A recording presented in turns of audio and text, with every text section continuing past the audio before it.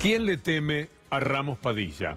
Todo el que tiene un compromiso con la mentira en la República Argentina. Nadie que quiera acercarse a la verdad, porque es a lo que nos invitaba Ramos Padilla ayer. Conocer verdades, de esas que son indestructibles, irrefutables, porque están en el propio contenido de lo que dice. No tiene ni siquiera que argumentar. Uno escucha lo que tienen los audios, uno lee el expediente siguiendo el curso de esos audios y sabe que sí hay verdades. Los que no pueden confrontar con la verdad, entonces la tapan, la ocultan. Usted puede tapar la realidad o hacer de una ficción una tapa.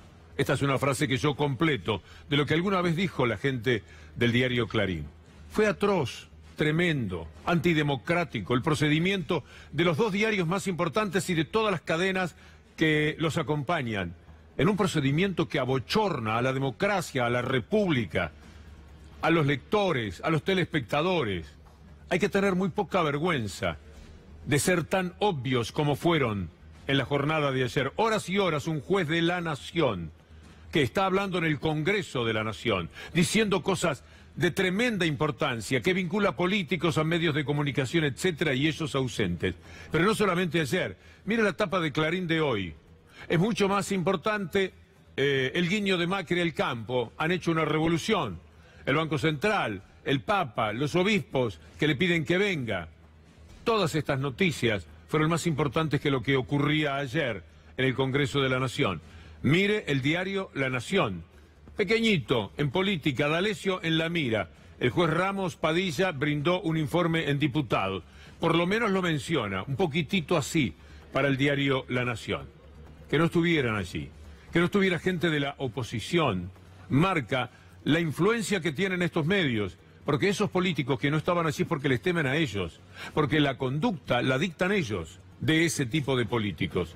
Cada uno de los que teniendo que estar allí no estuvo, salvo que tenga una razón de fuerza mayor, también abochorna a la política, a aquello para lo que sirve la política. Si pensaban que Ramos Padilla podía mentir, cosa que era imposible, tenían que estar allí para señalarlo, para increparlo, para decírselo, para argumentarle. No podían estar allí. Es una vergüenza, una tristeza enorme, porque ellos estaban abandonando el lugar natural donde se desempeñan, porque hay algo que les dicta que no debían estar allí. Es un poder que está por encima de ellos permanentemente. Poco se puede esperar de quienes no tienen agallas, ni siquiera para ir a escuchar una verdad. Escuchar, porque no necesariamente tenían que preguntar. No les iban a pegar los de TN, ni Clarín, a los diputados que hicieran alguna pregunta, pero menos todavía a los que simplemente se callaran y estuvieran allí por decoro. ¿Qué son cada uno de ellos? ¿A quiénes representan? ¿Qué sienten cuando en ausencia estaban en su casa mirando por televisión y no hay nadie alrededor de ellos que les diga, mira, tendrías que estar allí, ¿cómo es que no estás allí? Ramos Padilla dijo cosas muy importantes. Una de ellas tiene que ver con el rol enorme que juega la Embajada de los Estados Unidos en todos los países y siempre en la Argentina. Si usted lee ArgenLeak o PoliticLeak, los libros de Santiago O'Donnell, va a saber mucho más de política que escuchándome a mí o leyendo al diario Clarín o al diario La Nación. Porque cada uno trabaja para su manera de ver las cosas, para su verdad. Siempre desconfíe, pero no se puede desconfiar de lo que la Embajada de los Estados Unidos escribía pensando que nunca se iba a saber al Departamento de Estado. Ahí están las más grandes verdades de la política argentina de estos años. Bueno, la Embajada de los Estados Unidos sigue teniendo una enorme gravitación, por eso iba Nisman y les decía, ¿les parece bien lo que escribí sobre el atentado del AMIA? Y entonces en la Embajada le decían, no, tiene que poner más respecto a Irán.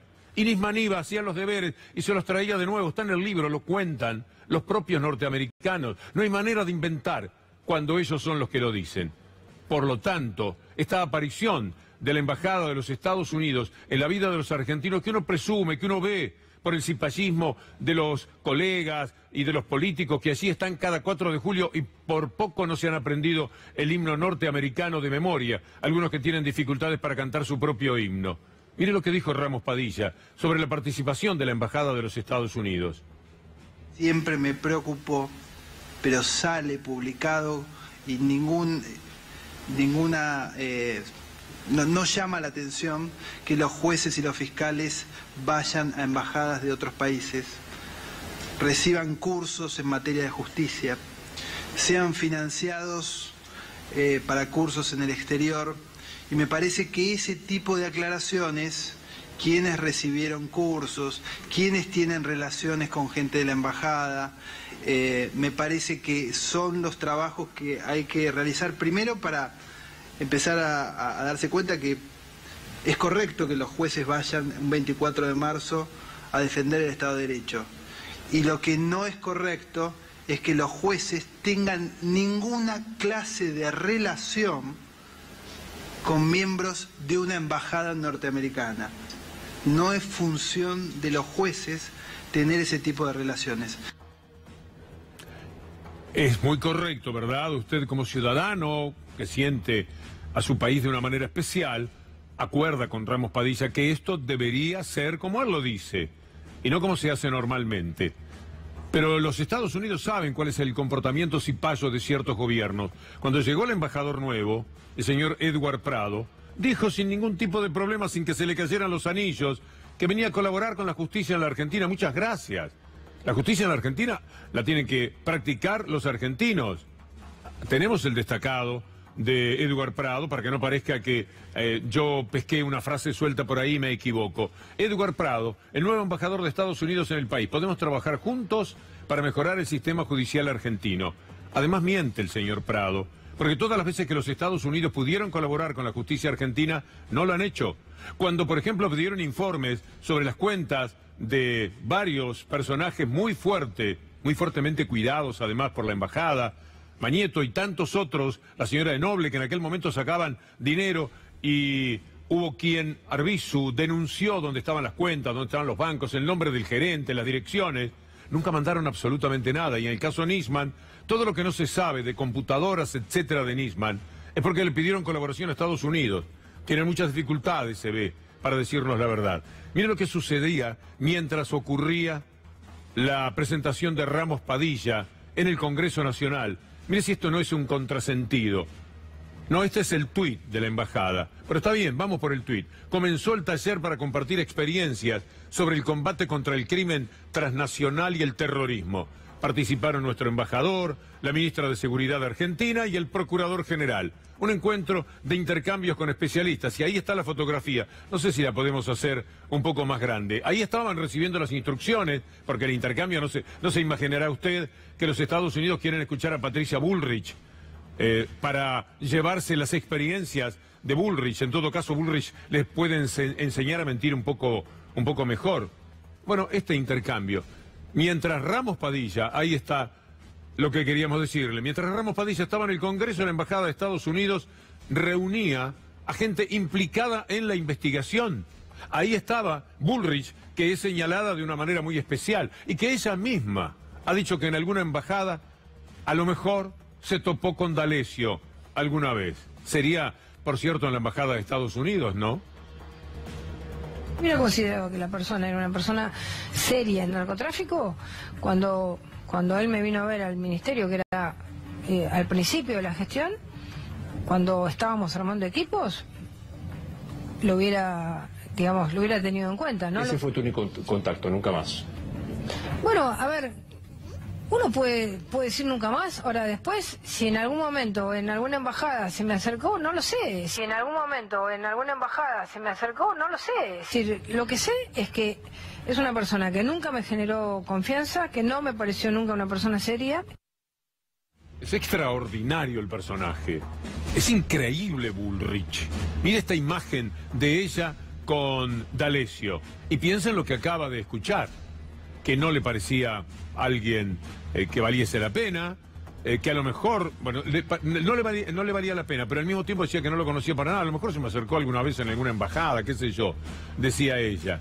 Bueno, es muy conocida, de todas maneras, la imagen de Bullrich con D'Alessio, cuando detuvieron a Mayo o cuando llegaba uno de Pérez Corradi, uno de los hombres que venía a hablar del triple crimen de la efedrina, en el que parecía que uno de los investigadores, decía él, era D'Alessio. Vamos a escuchar un poco más de Ramos Padilla ayer en el Congreso, hablando de D'Alessio. La idea era hablar con Patricia Bullrich, hablar con el secretario Arribas o hablar directamente con el presidente de la Nación. Esas son las manifestaciones que hizo el señor D'Alessio, precisamente para impedir se secuestre esta documentación que él decía tenía investigaciones sobre terrorismo y narcotráfico. Cada una de las expresiones de Ramos Padilla, por supuesto que a quienes estábamos atentos, nos parecía que algo está fallando demasiado en la vida de la República. Cuando él tiene que contar los datos sin juicios de valor de la actitud, de la actividad de Carrió con D'Alessio, la de Oliveto, la de la coalición cívica, bueno, es muy severo. Quiero mostrarle antes, para recordar simplemente lo que decía Patricia Bullrich, que a lo mejor se le había acercado en alguna embajada a D'Alessio, que no le merecía confianza. Ahí está, su consejero, todo el video es mucho más completo todavía, cuando detenían a Mayo, por aquello de la fuga de los Lanata, de la cárcel, etcétera. Bueno, ahora que vimos esto, y me quedo tranquilo porque me parecía interesante, sobre todo después de escucharla decir que a lo mejor la había conocido en alguna embajada, que se le había acercado, pero ella nunca se dio cuenta. Mire dónde estaba, dónde lo conocía, qué clase de relación evidentemente tenía con D'Alessio. Pero volviendo a Ramos Padilla, esto dijo sobre Elisa Carrió. La primera publicación que se conoce y que está en la resolución es un tuit de la diputada Carrió que señalaba que esta investigación era una operación. Y luego, a las pocas horas, una publicación de el cohete a la luna. Estábamos investigando una red de espionaje político, judicial, de magnitudes. Y a esto, Carrió lo llamaba una operación. Fue la primera.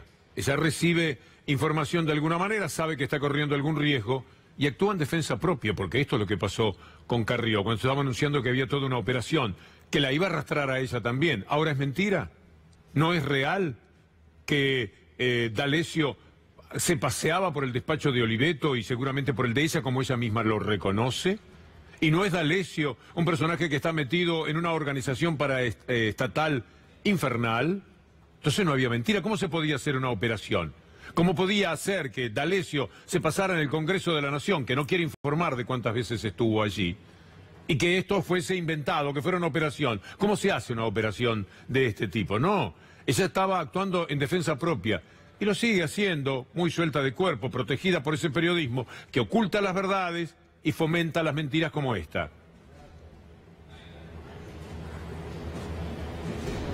Es un tuit. En primer lugar, se trató de una operación donde intervinieron muchos dentro de la cárcel, muchos fuera de la cárcel. No hay ninguna conspiración. Este chico es un delirante.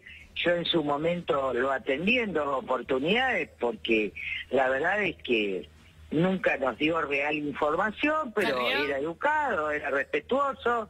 Él es sobrino del que fue juez de las juntas, es de una, claro, yo lo he conocido, Andrés D'Alessio, de muchísimos años, es de una familia conocida. Efectivamente, este chico es alguien que pertenece a la Cámpora porque estuvo durante Narza, y cuando lo investigamos resulta que tiene un enriquecimiento ilícito.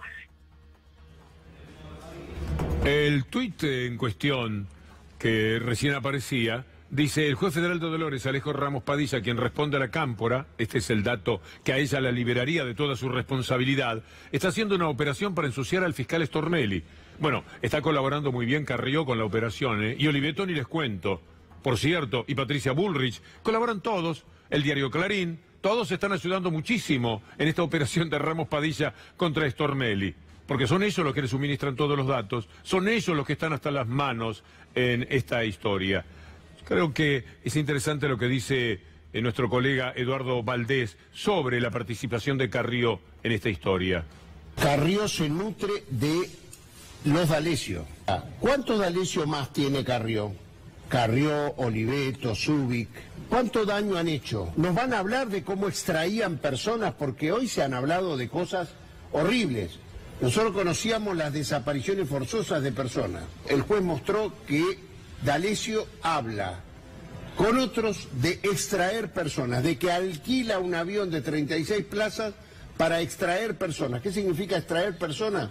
Secuestrar personas en la Argentina y llevarlas a otro país. Estos son los amigos de Carrió. Usted tiene que trabajar como ciudadano, mucho más, cada día más. Hay maneras de informarse pese a que haya un sistema oprobioso y mafioso en cuanto a la información. Usted tiene que jugar con usted mismo, a ver cómo esto podría ser una operación. Cómo podría ser que además se involucre a periodistas y se consigan las carpetas del periodista de Clarín que informaba sobre otros periodistas para que lo fueran analizando poco a poco en sus trayectorias, para que tener una carpeta de cada cual, por si algún día hace falta. Es decir, es una obligación ciudadana de todos, sea votante de Unidad Ciudadana, sea votante de Macri, de lo que sea. Es el trabajo leal que tenemos que hacer con nosotros mismos, con nuestro corazón. Cuando hablamos de periodistas, no es un invento. A Santoro no lo incluye D'Alessio, el juez Ramos Padilla, porque sí. Lo incluye porque está mencionado 70 veces por D'Alessio y porque efectivamente tenía una relación. Y porque verán ustedes, era el que lo llevaba de la mano por todos lados. 16 notas tiene escritas el personaje de D'Alessio en 1 año y medio en el diario Clarín. No es poca cosa, ¿verdad? Y lo presentaban de esa manera y entonces cuando él extorsionaba tenía chapa. La chapa que le daba Clarín. Porque otra chapa podía ser de Conversa. Pero la de Clarín no, estaba mostrando la nota.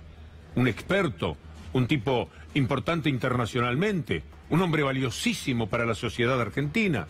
Así lo presentaban. De ahí viene la tarea que realizaba contra algunos periodistas que están naturalmente ofendidos, además de perplejos, frente a lo que ha ocurrido cuando un compañero que estaba en la mesa, Santoro, el de Clarín, trabajaba para D'Alessio, como habrá trabajado en muchas otras utilidades que se desprenden de los dichos de D'Alessio y del propio Santoro.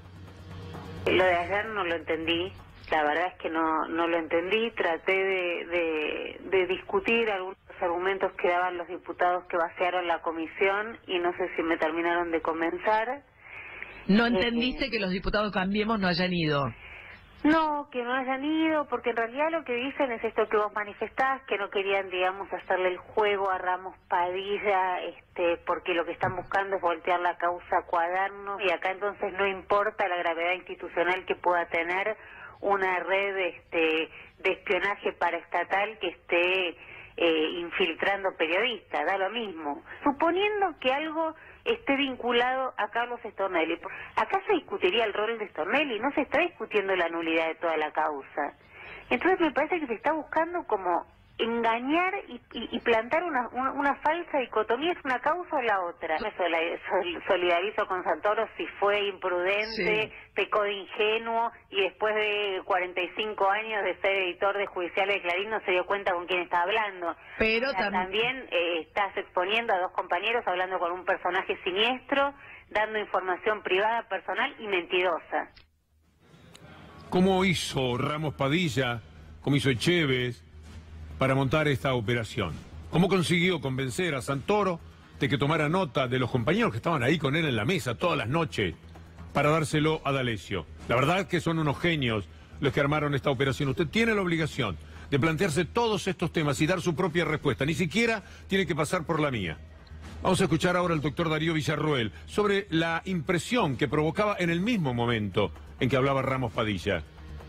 Nunca escuché a un juez federal de la Nación exponer con tanta claridad, con tanta contundencia, con tanta prueba y de su propia boca decir lo que tiene un expediente para garantizar que no lo corran, porque esa es la historia.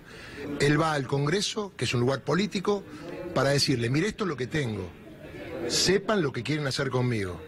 Y demostró que el accionar desde el día de la denuncia por extorsión se abrió en un abanico de un montón más de denuncias. También un dato importante que no se sabía. Dijo que él fue personalmente a allanar el domicilio de D'Alessio porque Prefectura le dijo que hubo filtraciones del dato del allanamiento. ¿Qué hubiese pasado si el juez no iba en persona con sus secretarios a secuestrar todo lo que había en la causa de D'Alessio? D'Alessio iba a chapear. Recordemos que al juez le dijo, ¿Por qué no habla con Macri? ¿Por qué no habla con Patricia Bullrich? Es decir, se demuestra que hay un hombre con poder, con relaciones nacionales e internacionales, con el Poder Judicial, con el Poder Político y con los servicios de inteligencia. Vale la pena escuchar este tramo a continuación del doctor Ramos Padilla, hablando de una organización paraestatal que funciona entre nosotros, camina por su vereda, se encuentra de auto a auto con usted en algún semáforo, y uno va por la vida pensando que todo es normal, el día que ve, el aire que respira, todo. No, estamos con una organización paraestatal metida entre nosotros, no directamente entre cada persona, pero sí en la vida institucional, y a través de las instituciones manejan nuestra vida. Porque este personaje de D'Alessio trabajaba para Carrió, para Oliveto, para Bullrich, etcétera. ¿Pero para qué? Para estigmatizar personas, para ensuciarlas, para perseguirlas. Son capaces de cualquier cosa. Al denunciante de toda esta historia lo han enlodado de una manera que nunca se ve. En el caso de ellos siempre se ve. Escucha a Ramos Padilla. Estamos hablando de una organización, al menos paraestatal, no reconocidos sus agentes como parte del Estado argentino, con vinculaciones de todo tipo. Esta síntesis de investigaciones actuales tiene un primer título que dice terrorismo, un segundo título que dice narcotráfico Rosario, un tercer título que dice mafia de la aduana, un cuarto título que dice debido, barata, Moyano y Delía, y un quinto título que dice otros temas. En la organización paraestatal todos eran plenamente conscientes de lo que hacían. Stornelli, cuando recibe, dice él en ese momento, permito que usted crea o no lo que dice Stornelli, yo también planteo mis dudas, pero Stornelli dice, me lo trajo Santoro, es decir, me lo trajo Clarín, diciéndome que era gente de la DEA o de la Embajada de los Estados Unidos, y él encantado, un fiscal de la Nación, que tenía un tipo de la DEA metido dentro de la Fiscalía, y que además se sentaba con él a tomar declaraciones de alguien a quien éste había extorsionado, a lo mejor con este o a lo mejor no, pero lo traían ahí, lo sentaban, después de la extorsión, para actuar contra PDVSA bajo las órdenes de la Embajada de los Estados Unidos, que a la vez toma las órdenes de Donald Trump. Si usted quiere ver, busque hace 2 o 3 días a Donald Trump hablando de PDVSA, y todo esto se ramifica naturalmente en todos los sectores que están luchando, por ejemplo, contra Venezuela. Y se llega a ese tipo de conclusiones. Usted conoce ya, así que le voy a evitar ver nuevamente a Stornelli cuando dice, me lo trajo Santoro, era de la DEA, y a Santoro que dice, sabiendo que es grave, dice, no, yo nunca dije que era de la DEA, desmintiéndose entre ellos. Mire si será buena la operación montada por Ramos Padilla, según lo que dice Elisa Carrió. Otra cosa que se supo, aunque se conoció un poquito antes, vale la pena escuchar al juez Ramos Padilla, porque no lo había dicho nunca, la cámara oculta contra el doctor Ubeira. Un caso que se ha denominado el caso Ubeira. Del análisis del material documental constan registros de conversaciones entre el imputado Marcelo D'Alessio y el usuario registrado como Carlos Stornelli, donde se coordina conjuntamente la realización de una cámara oculta a José Manuel Ubeira. El usuario Stornelli solicita al imputado de autos convencelo a Rodrigo. D'Alessio le responde que llega el 6 de enero de México y que él le hace una cámara oculta, refiriéndose a Ubeira. 2 horas más tarde, el usuario Stornelli vuelve a referirse al caso en cuestión. Le dice a D'Alessio, dame una mano, contestando obvio, yo lo empomo al abogado que te quiso girar. Ese es mi trabajo, llego y lo hago. Es importante mencionar que el vínculo estrecho con el usuario Stornelli da cuenta de un vínculo en que se le solicitan a D'Alessio actividades de inteligencia no registradas y formalizadas en causas judiciales. Es decir, a alguien que Stornelli sabe o cree saber que es de la DEA o de la Embajada de los Estados Unidos, le pide que le haga una cámara oculta. Entre paréntesis, qué personaje Stornelli, porque la cámara oculta la pedía contra un abogado que lo defendió cuando sus comportamientos, bastante por afuera de la ley, cuando era el empleado de Macri en la seguridad de Boca. A ese abogado que lo había defendido, como ahora le convenía enlodarlo, le mandaba a este personaje de la DEA, de la Embajada de los Estados Unidos, a que le hiciera una cámara oculta, y le insistía. Ese es Stornelli el que lo está diciendo. ¿Cómo se pudo operar esto? Le pregunto a Carrió, le pregunto a Bullrich, le pregunto a los periodistas que se hacen los sonsos y miran para otros lados, y que se refugian en otro tipo de informaciones para no hablar de esto. Que al fin de cuentas son peores que Carrió, porque al menos Carrió da la cara para que nosotros podamos reír, podamos discutir, podamos refutar. Pero hay muchos que se esconden de esta responsabilidad porque le tienen miedo al establishment, y si no rompen con ese miedo, nunca van a poder jugar en serio, desde el ámbito que sea, el periodismo, la política o lo que fuere. A todo esto, ¿lo quieren escuchar, Ubeira? Un segundito. La gravedad del asunto es que Stornelli te puso en manos de estos animales, ¿no? Entonces el diseño es perverso. La pregunta que se hace mi cliente es si esto hacen con mi abogado y es lo que no harán conmigo. Ese tipo duerme en la cárcel. Y los tipos de la obra prebendaria de la República Argentina, que sí efectivamente se robaron todo y colaboraron con el monumento de la corrupción, el presidente de la República y su cría. Lo veo al doctor Veraldi, abogado de Cristina Fernández de Kirchner, que va a conversar con nosotros por el viaje a Cuba, así que acelero. Y para eso le presento a Laura Alonso, que no es necesario mencionar de una manera especial, porque el que quiera, el que quiso, el que pueda analizar, ya sabe perfectamente quién es Laura Alonso. Pero mire lo que se animó a decir esta mujer de la oficina pro corrupción que ella maneja a nombre del gobierno. Lo atacan a Stornelli porque no le pudieron meter un tiro, como se lo metieron a Nisman, que los denunció, por hacer un acuerdo espurio con Irán y con Venezuela. Hablemos claro, Majul. Esta mafia... Es bravo, ¿eh?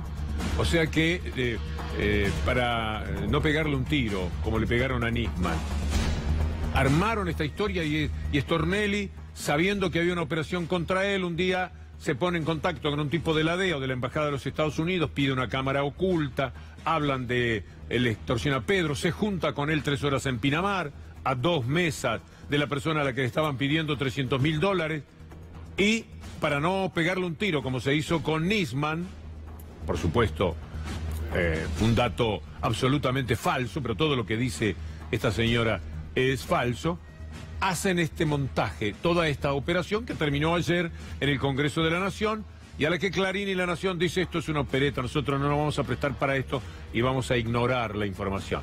De paso vale la pena recordar un poquitito quién es Laura Alonso, con lo que el periodista Sebastián Lacunza en su momento denunció. El título, si se quiere, atractivo es: la responsable de la lucha contra la corrupción en la Argentina recibió una acusación avalada por un fiscal de corrupción.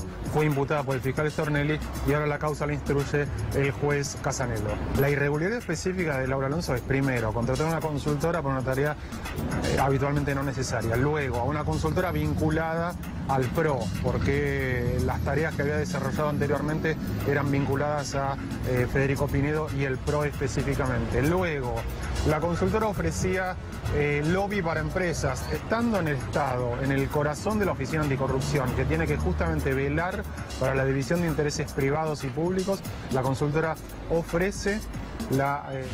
Recibía fondos de los fondos buitres para una organización que tenía, salió de una ONG para meterse en la política, lo cual en materia de delicadeza por lo menos no es puntaje 10, ha mentido sobre todos los funcionarios opositores y ha ocultado todo lo que se refiere a los propios. En fin, conocemos al personaje, pero la síntesis, el remate parecía ideal. Van contra Stornelli porque no le pudieron meter un tiro como a Nisman.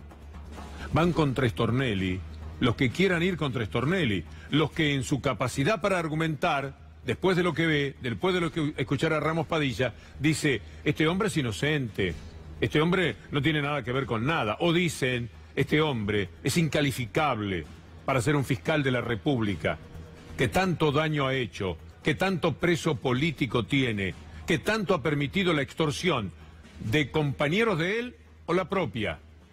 Es decir, no es necesario de ninguna manera pegarle un tiro ni cargar contra Stornelli. Es Stornelli el que habla elocuentemente de qué es lo que ha hecho como fiscal de la República. Lucía.